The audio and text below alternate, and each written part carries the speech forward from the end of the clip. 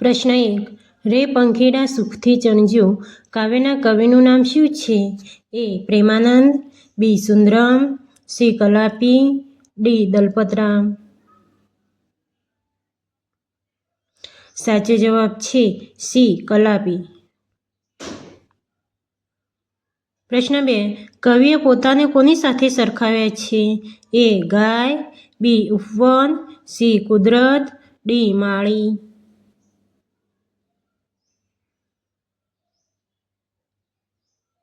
સાચો જવાબ છે એ. ગાય. પ્રશ્ન 3.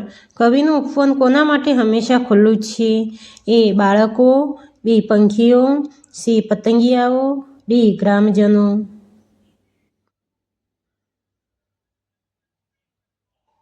સાચો જવાબ છે બી. પંખીઓ. પ્રશ્ન 4. દાદાજીના પૌત્રનું નામ શું છે? એ. આગમ, બી. પ્રફુલ્લ, સી. પ્રીતમ, ડી. વિવેક.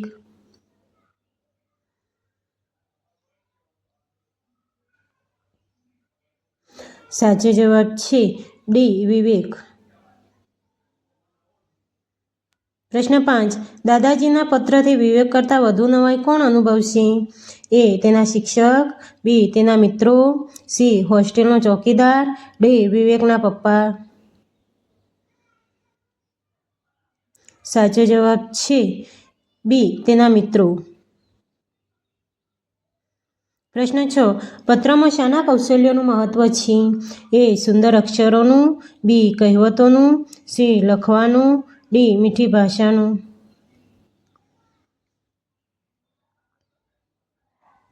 સાચો જવાબ છે સી. લખવાનું. પ્રશ્ન 7. પર્યટન અને પ્રવાસ થકી માણસ કેવો બને છે? એ. ઉદાર દિલનો, બી. કંજૂસ, સી. રમૂજી, ડી. મનમોજી. સાચો જવાબ છે એ. ઉદાર દિલનો.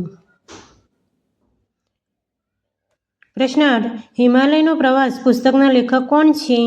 એ. મકરંદ દવે, બી. કલાપી, સી. કાકા સાહેબ કાલેલકર, ડી. સુંદરમ.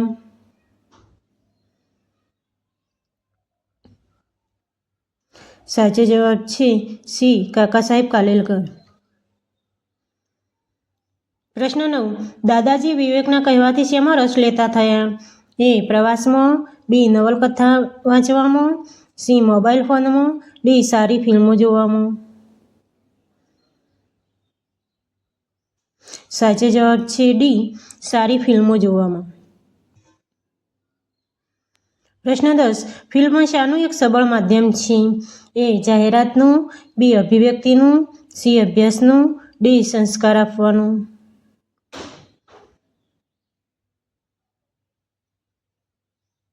સાચો જવાબ છે બી. અભિવ્યક્તિનું. પ્રશ્ન 11. સુંદરમ દ્વારા લખાયેલ પ્રવાસ અંગેનું પુસ્તક કયું છે? એ. દક્ષિણાયન, બી. કાશ્મીરનો પ્રવાસ, સી. હિમાલયનો પ્રવાસ, ડી. પૂર્વોત્તર રાજ્યોમાં. સાચો જવાબ છે એ. દક્ષિણાયન. પ્રશ્ન 12. દાદાજીને અગાઉ શેના પ્રત્યે સૂગ હતી? એ. પ્રવાસ, બી. નાટકો, સી. ફિલ્મો, ડી. મોબાઈલ.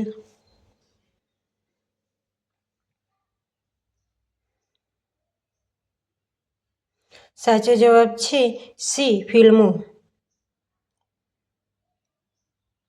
પ્રશ્ન 13. ખિલાફત એટલે કેવું રાજ્ય?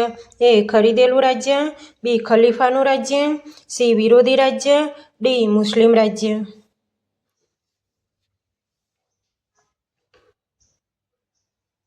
સાચો જવાબ છે બી. ખલીફાનું રાજ્ય.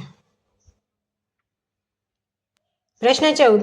હજરત ઉમર સાહેબ બુસ્તાનની જગ્યાએ શેનાથી ચલાવી લેતા? એ. બોરડીની સૂળથી, બી. ખીજડાની સૂળથી, સી. ગુલાબની સૂળથી, ડી. બાવળની સૂળથી. સાચો જવાબ છે ડી. બાવળની સૂળથી. પ્રશ્ન 15. ખલીફા સાહેબ રૈયતની સ્થિતિ જોવા નીકળે ત્યારે મદીનાથી કેટલા દૂર દૂરના ગામમાં પહોંચ્યા? એ 2 માઇલ, બી 3 માઇલ, સી 3 કિમી, ડી 2 કિમી. સાચો જવાબ છે બી 3 માઇલ. પ્રશ્ન 16. કોને બારણામાં ઊભેલા જોઈને સ્ત્રી અદબ કરી ઊભી થઈ? એ છોકરાઓના દાદાને, બી રાજાને, સી પ્રધાનને, ડી ખલીફા સાહેબને. સાચો જવાબ છે ડી ખલીફા સાહેબને. પ્રશ્ન 17. કોને માલ સામાનનો કોથળો પોતાની પીઠ પર ઉંચક્યો? એ ખલીફા સાહેબે, બી રાજાએ, સી સ્ત્રીએ, ડી બંદાએ.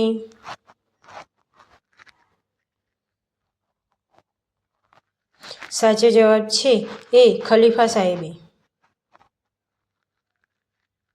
પ્રશ્ન 18. મદીના શરીફ પહોંચ્યા પછી ખલીફા સાહેબ સીધા ક્યાં ગયા? એ અનાજના કોઠારમાં, બી કરિયાણાની દુકાને, સી રાજભંડારમાં, ડી પોતાના ઘરે. સાચો જવાબ છે સી રાજભંડારમાં. પ્રશ્ન 19. ખલીફા સાહેબ શેનું કરુણ દ્રશ્ય જોઈ રહ્યા? એ મોતનું, બી ભૂખનું, સી રાજભંડારનું, ડી પોતાના ઘરનું.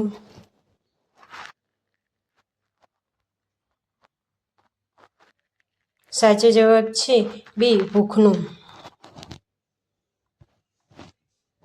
પ્રશ્ન 20. કોણ પિતાના પેરથી બાળકોને જમતા જોઈ રહ્યા? એ પ્રધાન, બી રાજા, સી ખલીફા સાહેબ, ડી છોકરાઓના દાદા.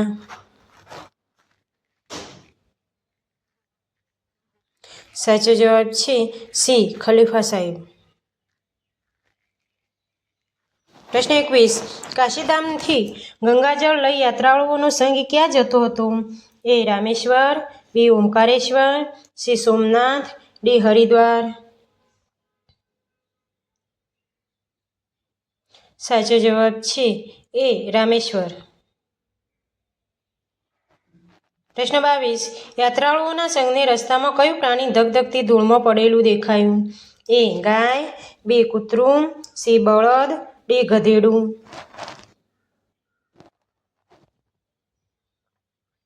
સાચો જવાબ છે ડી ગધેડું. પ્રશ્ન 23. સજ્જન યાત્રાળુએ ગધેડાને ગંગાજળ પીવડાવ્યું ત્યારે અન્ય યાત્રાળુઓએ તેને કેવું કામ કહ્યું? એ મૂર્ખતાનું કામ, બી પશુ સેવાનું કામ, સી પુણ્યનું કામ, ડી ઉમદા કામ. સાચો જવાબ છે એ મૂર્ખતાનું કામ. પ્રશ્ન 24. ગધેડાની હાલત જોઈ અન્ય યાત્રાળુએ શું બોલ્યા? હે પ્રભુ, બી રામ રામ, સી હરિ હરિ, ડી હરે કૃષ્ણ.